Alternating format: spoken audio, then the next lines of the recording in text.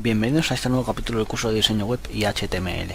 En el vídeo anterior hablamos de que algunos dispositivos no podían reproducir correctamente la fuente del documento web y por tanto cogían una fuente diferente, modificando el estilo de la web. Por suerte CSS3 nos facilita incrustar cualquier fuente siempre, claro está, que el navegador entienda el formato.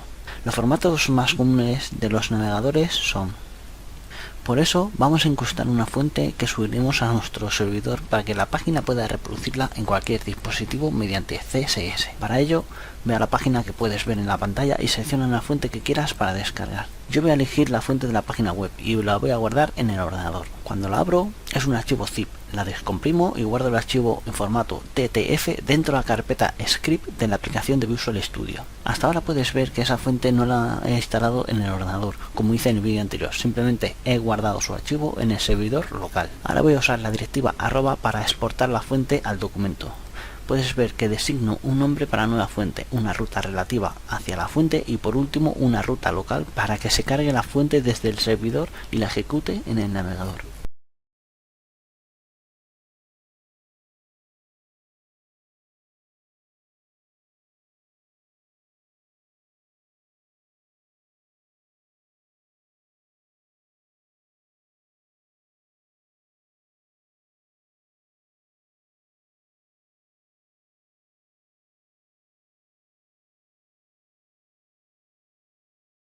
Observa que, aunque he guardado la fuente en la carpeta proyecto, tengo que incluirla dentro del propio proyecto desde el explorador de servidores para que la pueda usar. Ahora inserto una nueva regla y la asigno a la letra el tipo de fuente exportada. Cuando cargue la página web se representará la fuente exportada y que, como puedes ver, no está instalada en el ordenador.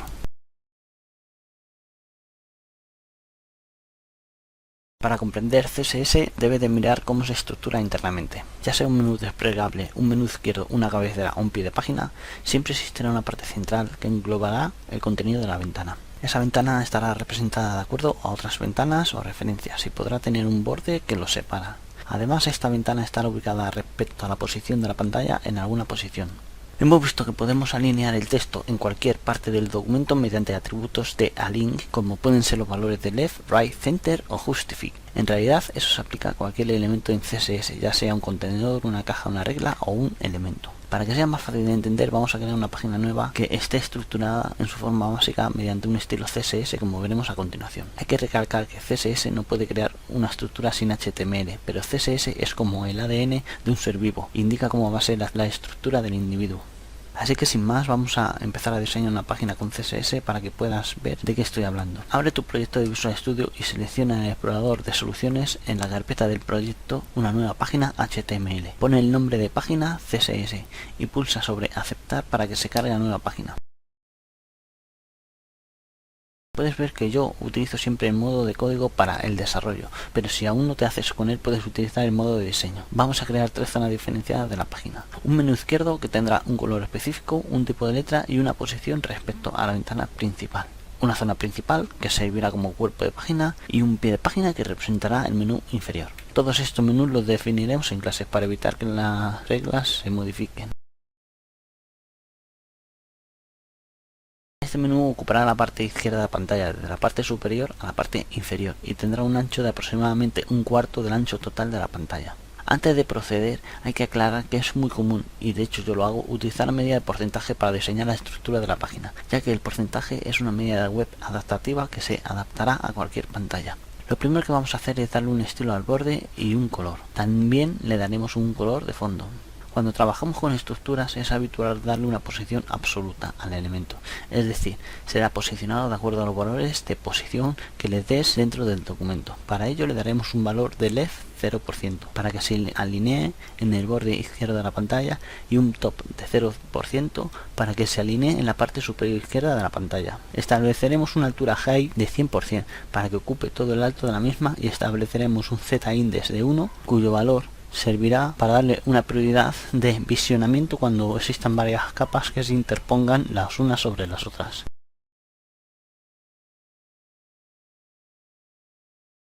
Has podido ver cómo antes no hemos definido el ancho de la ventana, por lo que cuando usemos esta clase en una etiqueta div nos encontraremos que por defecto CSS inserta 10 píxeles de ancho.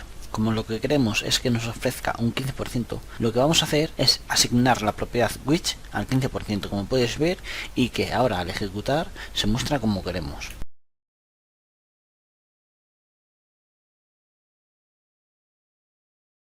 Para el cuerpo principal vamos a hacer lo mismo que el anterior. Definiremos una clase y le agregaremos a un div. Empezaremos por asignarle un posición absolute. Como el menú anterior tiene un 15% de ancho, esta ventana empezará en la posición del 15%. Estableceremos un top de 0% y un width de 70% para que ocupe gran parte de la pantalla. Pondremos el valor de height al 100% de momento y estableceremos un z-index de 1. Por último, para que se vea el resultado, asignaré un color al fondo.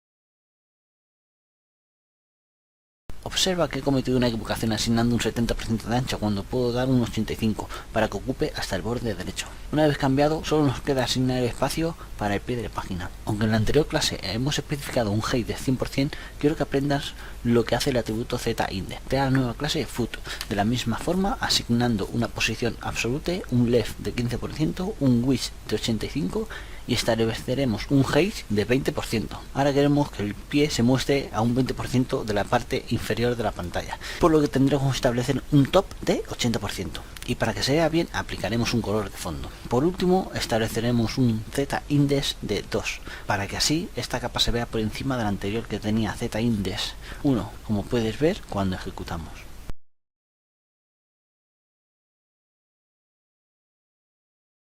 CSS nos permite realizar nuestras propias animaciones y transiciones, pudiendo animar un cuadro de diálogo, una imagen, un elemento de la página, etcétera, etcétera. Hay muchas formas de programar eventos y transiciones. Además, se pueden programar un gran número de animaciones. Así que empezaremos por las animaciones para que no nos aburramos. Anteriormente requería de programas como Flash para crear animaciones en tus páginas web. Con ello tenías que incluir un script en la página, en la etiqueta embed, y asignar el script a algún recurso de la web para que se produjese la animación. Eso implicaba la descarga de material adicional para tu navegador, ya que si no tenías el plugin de Flash no podías ver esa animación.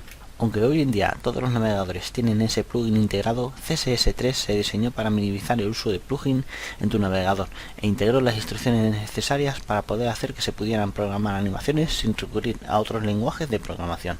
A continuación, aprovechando nuestra página, vamos a crear en la sección principal una imagen y haremos que se desplace por la pantalla. Cada desplazamiento está programado mediante un keyframe. En una línea de tiempo, un keyframe indica la unidad mínima en la que puede existir un contenido, para que así se produzca una animación. CSS3 y HTML5 pueden incluir contenido animado dentro del navegador, de manera que se produzca una variación de la posición inicial en el tiempo de la línea de tiempo. Así pues, podemos establecer movimientos en objetos, gracias al recurso @keyframe más el identificador del mismo. En el siguiente objeto vamos a ver cómo hacer que un botón se desplace por la pantalla de izquierda a derecha y en zigzag durante 10 segundos. Empezamos describiendo los pasos de movimientos del objeto a través de la pantalla mediante una serie de valores establecidos en porcentajes. También se pueden representar en píxeles, puntos o pulgadas. Como puedes ver, dentro de la directiva @keyframes establecemos los puntos de paso de la animación o keyframes de una línea de tiempo y la posición que ocupará el objeto en dicho espacio de tiempo. Una vez terminados los pasos del keyframe, deberemos de crear el objeto animado. Para no complicarnos, voy a crear un botón de color rojo que sea el que se desplace dentro del documento, por lo que asignaré un color de fondo, un ancho y alto en píxeles, una posición absoluta y le daré un origen del 0%. También, para que sea más bonito, le daré un radio al botón.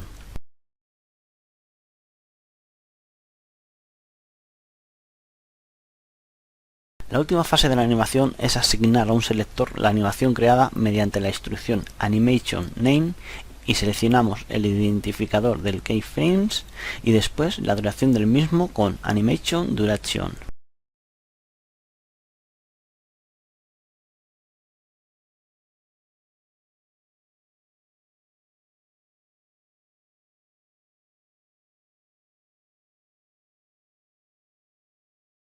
Como puedes ver, cuando ejecuto la página el botón se queda quieto. Al refrescar, el botón se mueve en zigzag más o menos de izquierda a derecha en una duración de 10 segundos.